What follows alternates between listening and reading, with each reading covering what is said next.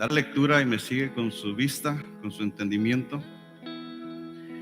Dice así: ahora me alegro de mis sufrimientos por vosotros, y en mi carne, completando lo que falta de las aflicciones de Cristo, hago mi parte por su cuerpo, que es la iglesia, de la cual fui hecho ministro conforme a la administración de Dios que me fue dada para beneficio vuestro, a fin de llevar a cabo la predicación de la palabra de Dios, es decir, el misterio que ha estado oculto desde los siglos y generaciones pasadas, pero que ahora ha sido manifestado a sus santos, a quienes Dios quiso dar a conocer cuáles son las riquezas de la gloria de este misterio entre los gentiles, que es Cristo en vosotros, la esperanza de la gloria. A Él nosotros proclamamos, amonestando a todos los hombres y enseñando a todos los hombres con toda la sabiduría, a fin de poder presentar a todo hombre perfecto en Cristo. Y con este fin también trabajo, esforzándome según el poder que obra poderosamente en mí. Oremos. Padre, le damos gracias por su palabra y pedimos que sea usted quien dirija, Señor, mis labios, que sea usted, Señor, quien obre en mis hermanos al recibir su palabra, para que juntos podamos crecer y llegar a la perfección que es Cristo. A usted sea la honra y la gloria, en el nombre de Jesús. Amén. El título es bien fácil: Cristo en vosotros, la esperanza de la gloria. En resumen, el mensaje es lo siguiente: el misterio que ha estado oculto desde los siglos ha sido manifestado a los santos, dándoles a conocer las riquezas de la gloria entre los gentiles, nosotros. Déjeme darle una introducción acerca del contexto de la iglesia en Colosas. Colosenses es una epístola del apóstol Pablo, escrita probablemente en el año 62 después de Cristo, durante su primer cautiverio de 2 años en Roma. Unos 30 años aproximadamente después de la muerte y resurrección de nuestro Señor Jesucristo. Colosas fue una iglesia fundada muy probablemente por Epafras, como lo menciona en Colosenses 1:7. Epafras fue a reunirse con el apóstol Pablo, y las noticias que le dio acerca de la iglesia hicieron que a Pablo escribiera esta carta. Los informes de Epafras le revelaron al apóstol que unos falsos maestros orientaban a los colosenses hacia el ritualismo, al ascetismo y a esas vanas especulaciones filosóficas. Estos falsos maestros eran judíos. Se distinguían por su ascetismo, profesaban a los demás, además, una filosofía mística que aparentemente se envanecía de un conocimiento trascendente de las cosas divinas. Incluso habían introducido el culto a los ángeles, lo que atentaba a toda suficiencia y supremacía de Cristo.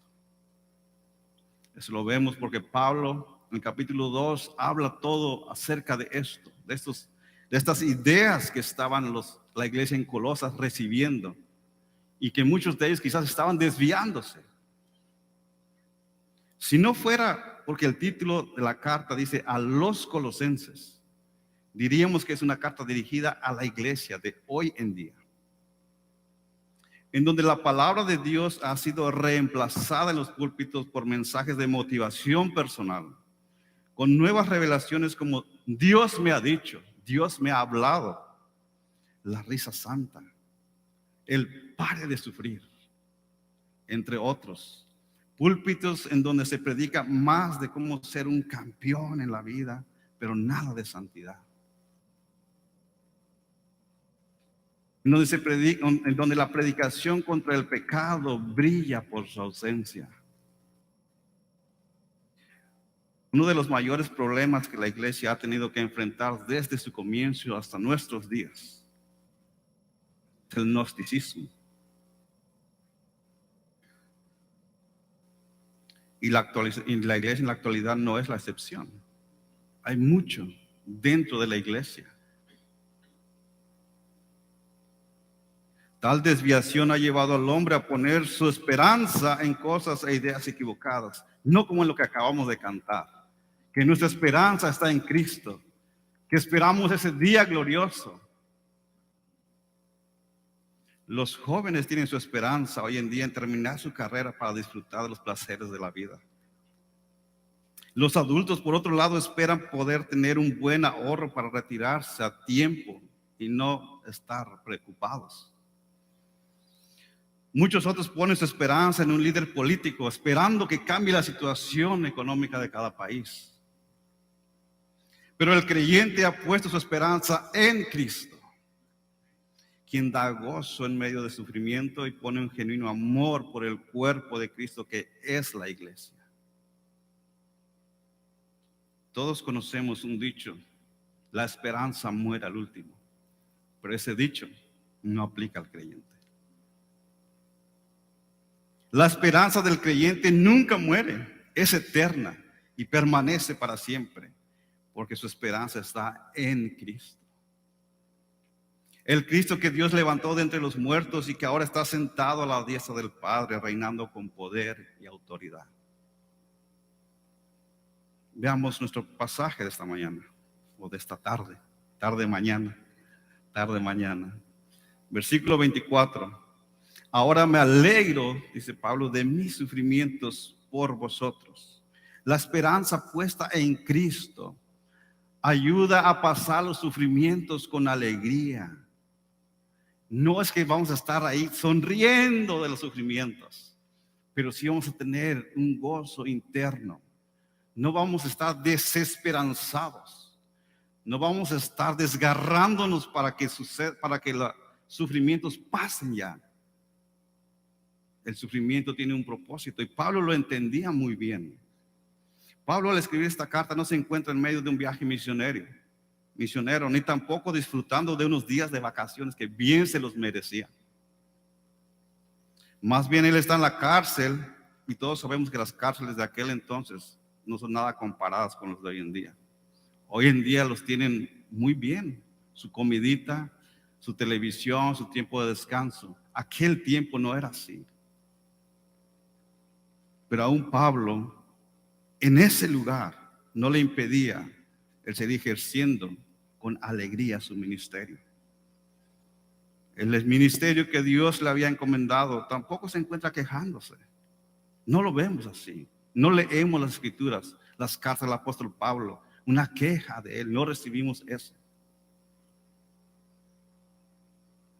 Él escribe: ahora me alegro, ahora estoy gozoso, me regocijo en medio de mis sufrimientos por vosotros. No significa que Pablo sea un masoquista, que le guste el estar siempre atormentado, atribulado, para nada. Romanos 8:17, Pablo escribe: y si hijos, también herederos de Dios y coherederos con Cristo. Si en verdad padecemos con Él, a fin de que seamos glorificados en Él. Padecer a causa de Cristo es una evidencia de que somos de Él. 2 Corintios 1:5, Pablo escribe: porque así como los sufrimientos de Cristo son nuestros en abundancia, así también abunda nuestro consuelo por medio de Cristo. Sufrimiento abundante, consolación abundante. Si el creyente no está sintiendo que es consolado, es porque no está sufriendo. No va a reconocer que es un consuelo hasta que no pase por una tribulación y que Cristo esté a su lado. Cuanto más sufre el creyente por Cristo, mayor es su consuelo. 2 Corintios 12:15 escribe: y yo, Pablo, muy gustosamente gastaré lo mío, y aún yo mismo me gastaré en vuestras almas. Si os amo más, ¿seré amado menos? La responsabilidad del pastor es mucha. Y Pablo entiende eso. El ministerio es difícil, pero es un gran regocijo ver cómo Dios está siendo formado en los corazones, cómo Dios está siendo exaltado. El amor que Pablo tenía por la iglesia era incondicional, no escatimaba sus pertenencias, ni aún su propia vida. Parece que hoy en día, cuando una persona dice ser creyente, su cartera no lo es. Sam Houston, cuando se convirtió al cristianismo, en su bautismo, dice que cuando él lo sumergieron, uno que estaba ahí se dio cuenta y dice: tu cartera se va a mojar. Él dijo: es necesario que también mi cartera sea sumergida. Y todo creyente necesita entender eso, que todo lo que tenemos es de Él y para Él, nada nos pertenece. Con Cristo estamos juntamente crucificados, dice el apóstol Pablo. Filipenses 2:17, porque aunque yo sea derramado como libación era una ofrenda que era derramado en sacrificio, como un agua o algún aceite. Pablo tiene la idea de que aunque sea yo exprimido y derramado como una ofrenda, porque ya estoy todo desgastado, aunque sea de esa manera sobre el sacrificio y servicio de vuestra fe, me regocijo y comparto mi gozo con vosotros. Qué bueno escuchar, ver a hermanos que aman al Señor de esa manera.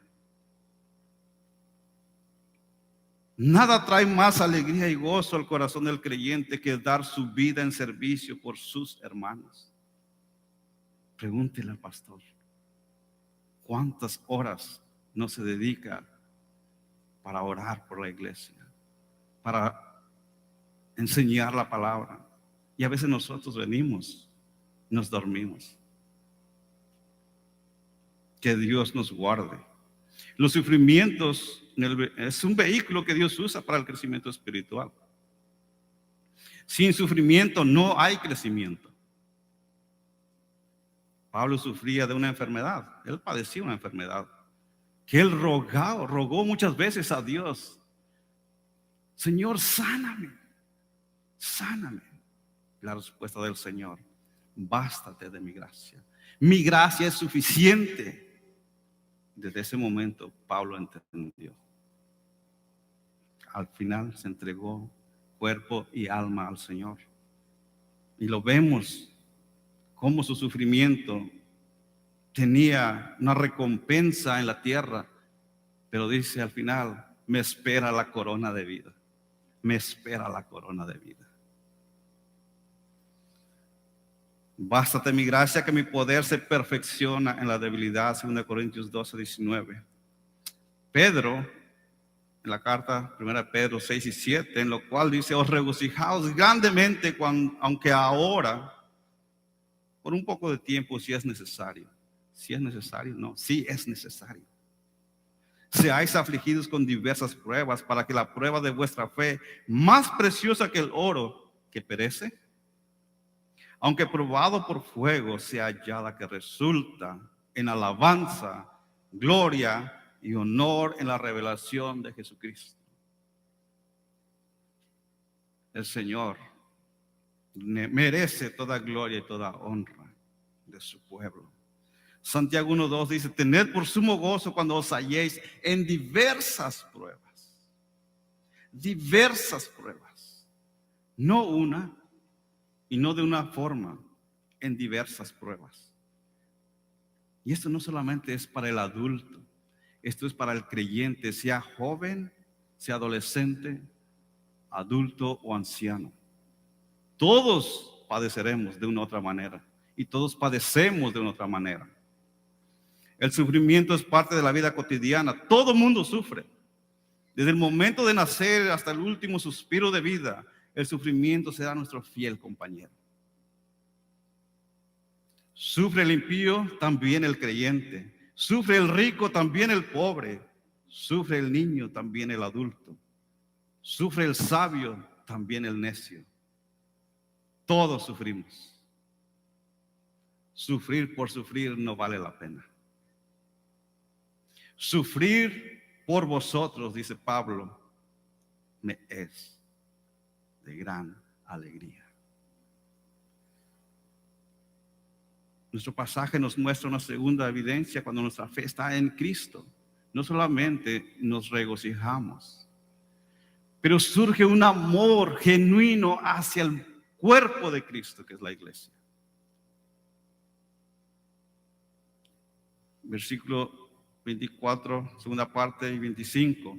Y en mi carne, dice, completando lo que falta en las aflicciones, hago mi parte por su cuerpo, que es la iglesia, de la cual fui hecho ministro, conforme a la administración de Dios que me fue dada para beneficio vuestro.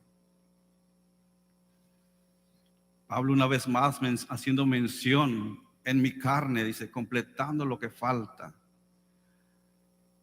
Ahora, en primer lugar, debemos entender que los sufrimientos de Pablo ni de ninguna otra persona, por muy santo que parezca, podrían satisfacer la ira de Dios. En segundo lugar, Pablo no está diciendo que el sacrificio de Cristo es incompleto, como quizás algunos podrían interpretar esta parte de la Escritura, o que sus sufrimientos son iguales que los de nuestro Señor Jesucristo. De ninguna manera. El sacrificio del Cordero de Dios es perfecto. No le falta nada. No le podemos agregar nada, ni le debemos de quitar nada. Es perfecto. Y es el único sacrificio que pudo satisfacer la justicia de Dios. Siendo satisfecha la justicia del Padre, ahora la gracia puede ser derramada a todo aquel que cree en su Hijo, Jesucristo. Juan 3:16, todos lo sabemos, y muchas veces mal interpretado, porque no ponemos atención a lo que la palabra del Señor está diciendo. Porque de tal manera, ¿de qué manera? La cruz. De tal manera amó Dios al mundo, que ha dado a su Hijo unigénito, para que todo aquel que en Él cree, no dice crea, dice cree, tenga vida eterna. Pablo en el versículo está hablando desde una perspectiva del cuerpo de Cristo. Tiene Pablo muy claro que Cristo es la cabeza, la iglesia es el cuerpo. Colosenses 1:18, ahí en el versículo 18 dice, Él es también la cabeza del cuerpo, que es la iglesia. La carta a los Efesios es la carta a la iglesia. La carta a los Colosenses es la carta donde Cristo es magnificado. La carta de la cabeza de la iglesia. Colosenses habla Cristo la cabeza, Efesios habla a la iglesia, el cuerpo, nosotros. En esa analogía del cuerpo se debe entender cuando Pablo habla de completar lo que falta a las aflicciones de Cristo. Mientras la iglesia se encuentra en la tierra, tendrá que pasar por muchos padecimientos. El único evento que quitará todo dolor y padecimiento, como lo acabamos de cantar, es la segunda venida de nuestro Señor Jesucristo. En ese mismo instante, todo dolor, tristeza, llanto o persecución será historia. Mientras estamos todavía esperando ese evento, tenemos que pasar sufrimientos. Pablo lo sabía perfectamente y dice, hago mi parte por su cuerpo, soportando todo padecimiento por amor a los escogidos, la iglesia. Ese amor y cuidado por la iglesia no era parte de la vida pasada del apóstol Pablo. Él era un perseguidor de la iglesia. Él mataba a los cristianos, pero ahora los ama. Ahora da su vida por ellos, da sus pertenencias. Él no saca nada de la iglesia. Dice, aunque puedo hacerlo, pero no pido nada. Al contrario, todo lo que pueda dar a la iglesia lo daré. Segundo de Timoteo 2:10 dice, por tanto, todo lo soporto por amor a los escogidos, para que también ellos obtengan la salvación que está en Cristo Jesús. Y con ella, gloria eterna. En otras palabras, latigazos, persecuciones o encarcelamiento, dice Pablo, todo lo soporto por amor a los escogidos. No hemos llegado hasta ese punto nosotros, pero deberíamos, conforme vamos madurando, deberíamos tener esa misma visión que Pablo tuvo, ese mismo alcance de Pablo, de querer evangelizar todo el mundo, y lo hizo, todo el mundo conocido en ese entonces. Y gracias a él es que nosotros también nos ha llegado el evangelio. Tenía muy claro el llamado por el cual Dios le había rescatado para ser apóstol de los gentiles. Muy claro, a los gentiles, a nosotros, y lo mucho que tenía que padecer. En Hechos 9, 15 y 16 leemos, pero el Señor le dijo, hablándole a Ananías, ve, porque él me es instrumento escogido para llevar mi nombre en presencia de gentiles, de los reyes y de los hijos de Israel. Porque yo le mostraré, dice, cuánto debe padecer por mi nombre. Pablo sabía muy bien su llamado. Cuando nosotros muchas veces venimos a los pies del Señor, si venimos a través de que alguien nos ha explicado correctamente el evangelio, entendemos también que seguir al Señor merece valor, merece tener nosotros un compromiso de caminar en el camino que Él ha trazado, no en nuestros propios caminos. Nuestros propios caminos se irán enderezando al camino que Él ha trazado.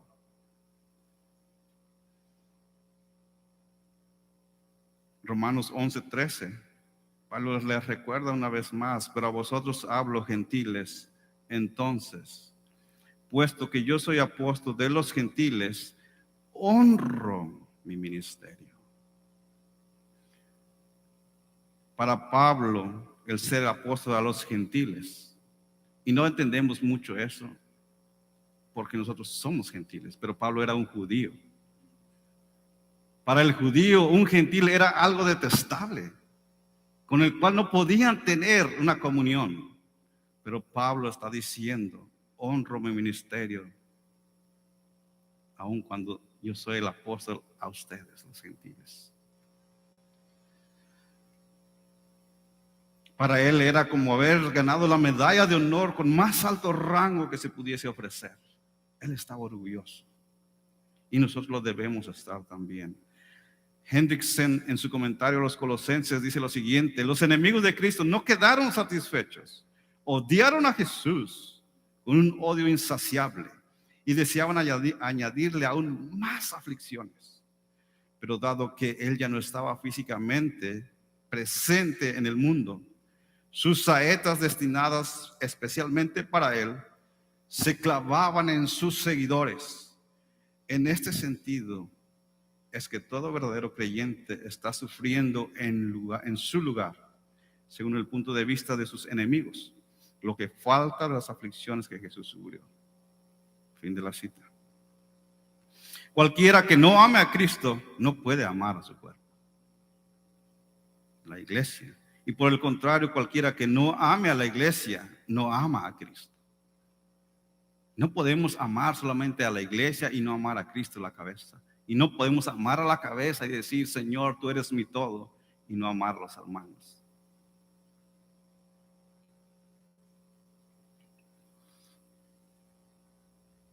Cualquiera que no ama a Cristo no puede amar su cuerpo, puesto que estas dos cosas en un solo cuerpo son inseparables.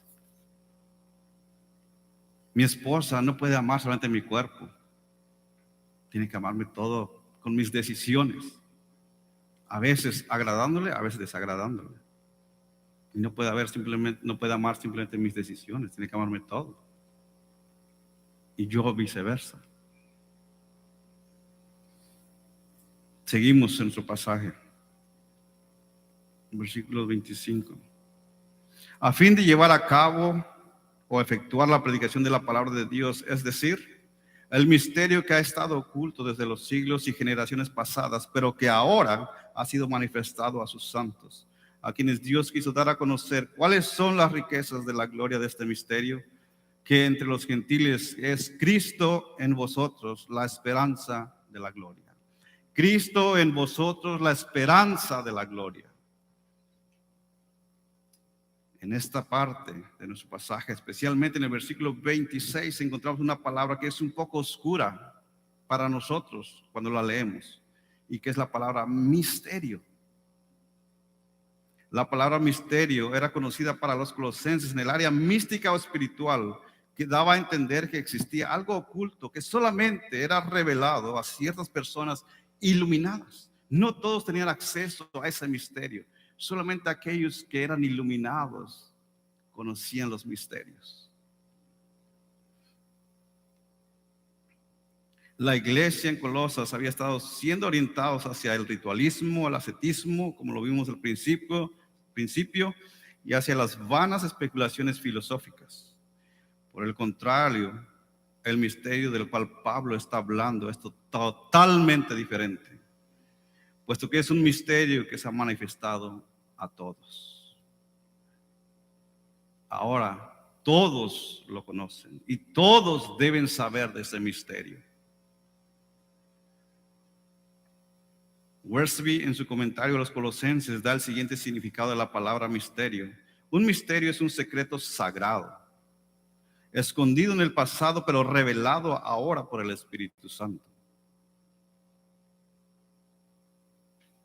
G. Apere, en su libro de devocionales, hace el siguiente comentario, y cito: a diferencia entre el misterio del evangelio y los misterios del paganismo, no hay nada secreto acerca del evangelio.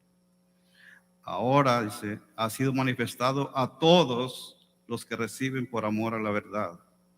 Es dado a conocer a los fines de la tierra.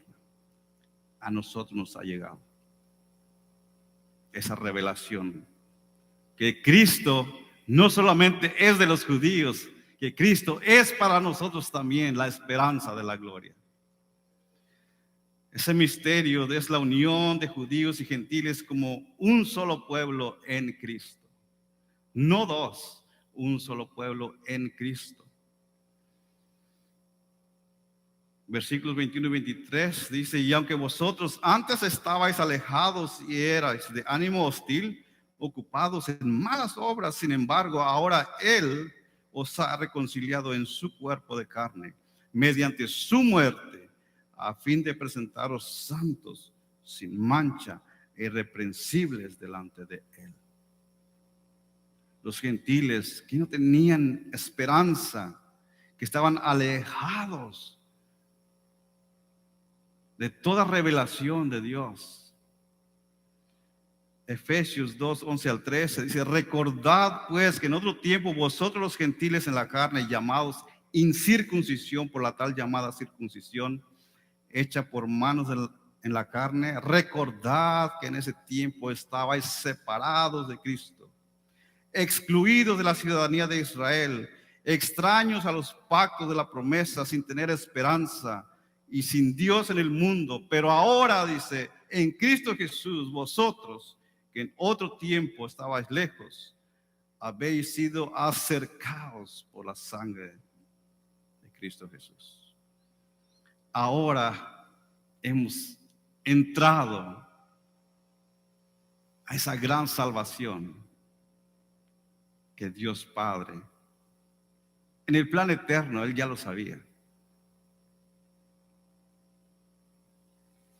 Pactos de la promesa, sin tener esperanza y sin Dios en el mundo, pero ahora en Cristo Jesús, vosotros que en otro tiempo estabais lejos, habéis sido acercados por la sangre de Cristo. Este misterio era oculto para los judíos y gentiles, pero no así para Dios. Una vista a vuelo de pájaro en el Antiguo Testamento, vamos a ver esto, el tema implícitamente. Por ejemplo, Génesis 22:18 dice, en ti serán benditas todas las naciones. Génesis 26:24, en tu simiente serán benditas todas las naciones de la tierra. Génesis 28:14, en tu simiente serán bendecidas todas las familias de la tierra. Miqueas 4:1, y sucederá que en los últimos días que el monte de la casa del Señor será establecido como cabeza de los montes, y se elevará sobre las colinas, y correrán a él los pueblos, todos los pueblos. Malaquías 1:1, porque desde la salida del sol hasta su puesta, mi nombre será grande entre las naciones, y en todo lugar se ofrecerá incienso a mi nombre, y ofrenda pura de cereal, pues grande será mi nombre entre las naciones. Todos conocerán, cuando todos estemos frente al Señor en el juicio final, nadie dirá, yo nunca supe, yo nunca escuché. Como vemos en las clases de los viernes, hay una revelación general que es suficiente para acusar a todo el mundo que es pecador. Hay una revelación especial dada a los creyentes, que es a nosotros. Y una de esas riquezas es que es Cristo en nosotros, la esperanza de la gloria.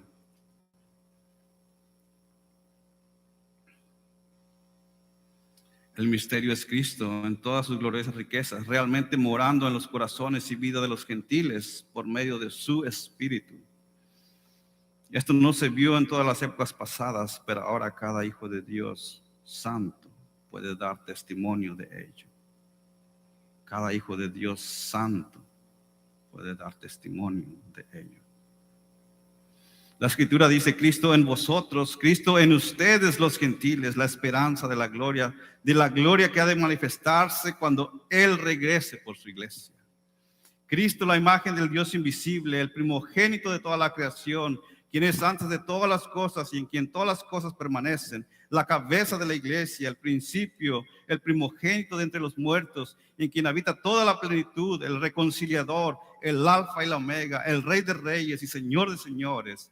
Le ha placido en esta dispensación habitar en judíos como gentiles. Él los ha reconciliado en su cuerpo de carne mediante su muerte, a fin de presentaros sin mancha, irreprensibles delante de Él. Cristo en vosotros, la esperanza de la gloria. Amén, amén. Dios ha manifestado este gran misterio oculto desde los siglos y las generaciones, y ahora le corresponde a la iglesia proclamar esta revelación al mundo. Ahora nosotros tenemos que proclamarla, tenemos que llevarla. El mundo está desesperanzado, buscando un líder político, buscando que las cosas mejoren.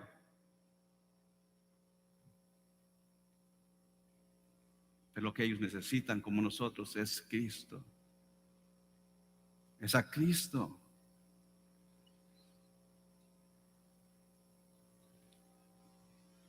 Dos versículos finales, 28-29. A Él nosotros proclamamos, amonestando a todos los hombres y enseñando a todos los hombres con toda sabiduría, a fin de poder presentar a todo hombre perfecto en Cristo. Y con este fin, dice Pablo, también trabajo esforzándome según su poder, obra poderosamente en mí. A Cristo nosotros proclamamos, literalmente aquí nosotros estamos continuamente anunciando. No solamente el día que venimos a este lugar se proclama. Nosotros, nuestra vida debe ser una proclamación del Evangelio. En los trabajos, en la familia, en la calle, donde quiera que estemos, nuestra vida debe ser un reflejo de la transformación que Dios ha hecho en nosotros. A Cristo nosotros proclamamos, Cristo el alfa y la omega, el del universo, creador y restaurador de todos, autor de nuestra salvación y reconciliación con Dios. Por tanto, Él mismo es el tema central del Evangelio.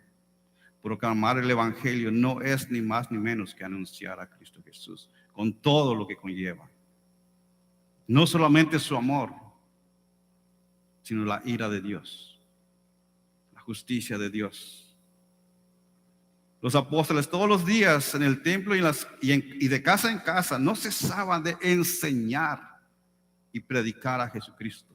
Hechos 5:42. Felipe en Samaria predicaba a Cristo. Hechos 8:5. Pablo, después de su conversión, predicaba a Cristo. Predicaba la cruz de Cristo. 1 Corintios 23:24, Pablo dice: predicamos a Cristo crucificado, poder de Dios y sabiduría de Dios. Él era el centro de la predicación. Amonestando a todo hombre, la forma de la cual se debe predicar es la amonestación. Amonestando a todos los hombres. La proclamación de Cristo no es un mensaje frío y desapasionado, es un ministerio que se debe hacer hombre a hombre. Y cuando digo hombre a hombre, no me estoy refiriendo simplemente al hombre masculino, sino hombre a hombre, mujer a mujer, persona a persona. Amonestar sugiere un llamamiento al arrepentimiento, a la conversión y a un profundo cambio moral y espiritual. También incluye la idea de estimular, exhortar, animar o rogar encarecidamente. 2 Corintios 5:20 dice: por tanto, somos embajadores de Cristo, como si Dios rogara por medio de nosotros. En nombre de Cristo os rogamos, reconciliaos con Dios. Dios está enojado con ustedes. Reconcíliense con Dios.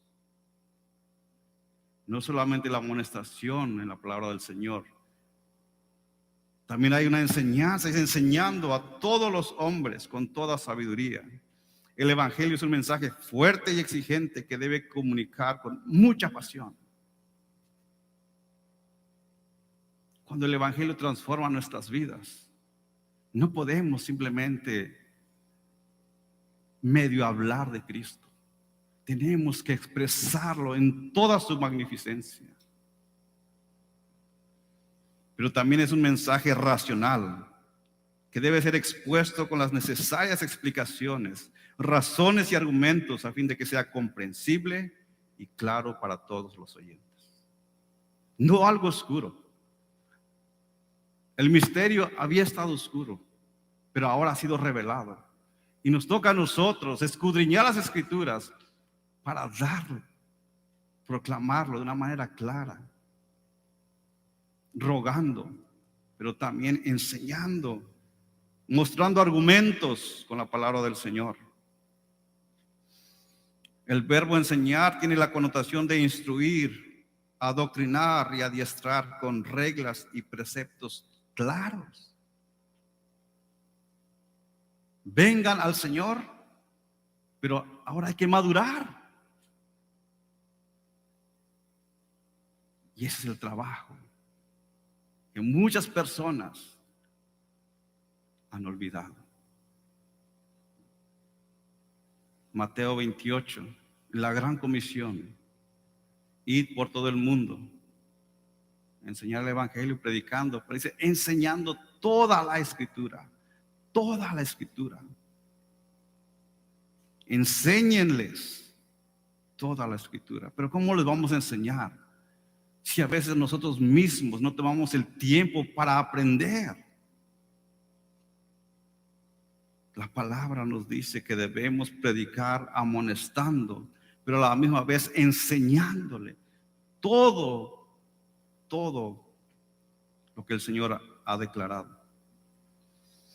Enseñar sugiere un discurso paciente y racional. Y vea que sí, se necesita paciencia. Muchos han tenido paciencia para con mi vida. Yo tendré que tener paciencia para con otros. Una paciencia que nos ayuda a crecer. La enseñanza se dirige al intelecto, la amonestación al corazón. La predicación tiene que llegar al intelecto del oyente, pero también al corazón. No podemos solamente llenarlos de conocimiento. Tenemos que apelar a su corazón, que su corazón sea transformado. enseñando, dice, a todo hombre con toda sabiduría. Con toda sabiduría quiere decir, entre otras cosas, una gran dosis de paciencia. La conversión de una persona es obra de Dios en un instante. Pero presentar a todo hombre perfecto en Cristo requiere la enseñanza de todo el propósito del Señor. Mateo 28:20, enseñándoles que guarden todas las cosas que os he mandado. Hechos 20:27, pues no rehuí, dice Pablo, declarar a vosotros todo el propósito de Dios. Pablo le dice a Timoteo, 2 Timoteo 4:2, predica la palabra, insta a tiempo y afuera de tiempo, redarguye, reprende, exhorta con mucha paciencia e instrucción. Y es lo que hacemos. Y es nuestro trabajo. Y no terminará hasta que el Señor venga o nos llame a su presencia. Proclamar el ministerio de Dios es una tarea tan amplia y una comisión tan urgente que requiere que todo predicador y creyente un esfuerzo enorme. Normalmente un siervo fiel tendrá que afrontar oposición, descalificación, persecución, calumnia y sufrimiento. Van a hablar de nosotros.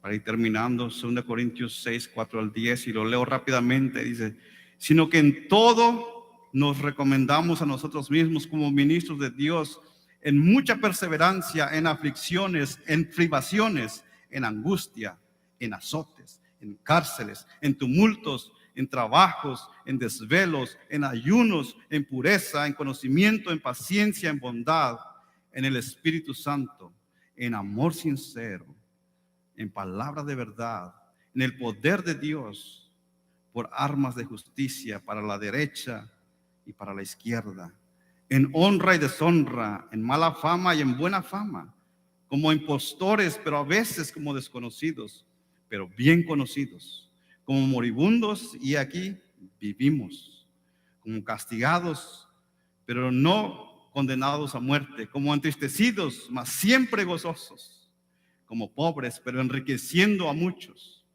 como no teniendo nada, aunque poseyéndolo todo. El propósito de Dios no es solamente nuestra justificación y reconciliación, sino también nuestra glorificación y transformación, para que seamos hechos conforme a la imagen de su Hijo Jesucristo. Pablo nunca perdió la vista del fin de su ministerio. No es ganar simpatizantes para una nueva religión. No es sembrar la semilla y esperar que otros cuiden de la cosecha. Tampoco es ver conversiones sin propósito. Él no se conforma con tener hijos recién nacidos en Cristo, sino que desea que los convertidos lleguen a ser adultos con plena madurez, bien fundamentados en la verdad de Cristo. Su meta, y debe ser la meta nuestra también, de presentar a todo hombre perfecto en Cristo. Es nuestra tarea. El misterio ha sido revelado. Nosotros hemos sido y somos participantes, hemos sido favorecidos de ese misterio, Cristo en nosotros. Ahora llevémoslo. Ahora proclamémoslo de la manera correcta, amonestando, enseñando, con mucha sabiduría y con mucha paciencia, hasta que Cristo sea formado en cada creyente. Alguien más está teniendo paciencia para con nosotros. Nosotros debemos también tener paciencia para con los que vienen atrás de nosotros. Iglesia, cuando pasas por el sufrimiento, ¿entiendes el propósito del Señor? ¿Estás alegre porque Dios está usando tu vida? ¿O te la pasas llorando, renegando? ¿Amas a tus hermanos? ¿Cómo puedo mostrar que amo a los hermanos?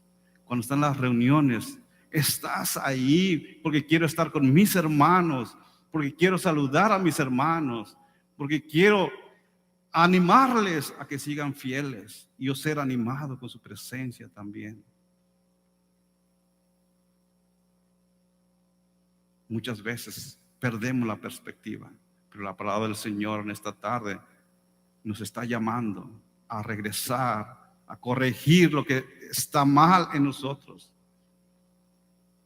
y proclamar el Evangelio de una manera correcta, comprensible, para que todo el mundo entienda el mensaje del Señor. Cristo en vosotros, la esperanza de la gloria. Quizás habrá alguien que aún todavía no es parte de esa esperanza, que aún todavía está batallando o no ha entendido que el Señor tenga misericordia, que pueda a través de su palabra mostrarle la grandeza de Jesucristo, la cruz del Calvario, y cómo Jesús absorbió toda la ira que iba hacia la persona, hacia mi persona. Y ahora nosotros podemos decir, soy salvo por las obras de Cristo Jesús. Oremos. Padre, le damos gracias, Señor. Gracias por su palabra. Gracias por amonestarnos. Gracias por enseñarnos. Gracias por mostrarnos el misterio que antes, por muchos años, estuvo oculto, pero que ahora entendemos que ese misterio somos nosotros, los gentiles, los que estábamos alejados sin esperanza, que tenemos esperanza en Cristo. Gracias por el sacrificio de Cristo Jesús. Le ruego, Señor, que nos ayude a cada uno de nosotros como Iglesia Bíblica Emanuel a proclamar su palabra, amonestando a todos los hombres y enseñándoles a todos los hombres con toda sabiduría. Ayúdenos, Padre, y esperamos ansiosamente el día que usted nos llame a su presencia o el día que nuestro Señor Jesucristo venga por su iglesia. Gracias. En el nombre de Jesús. Amén.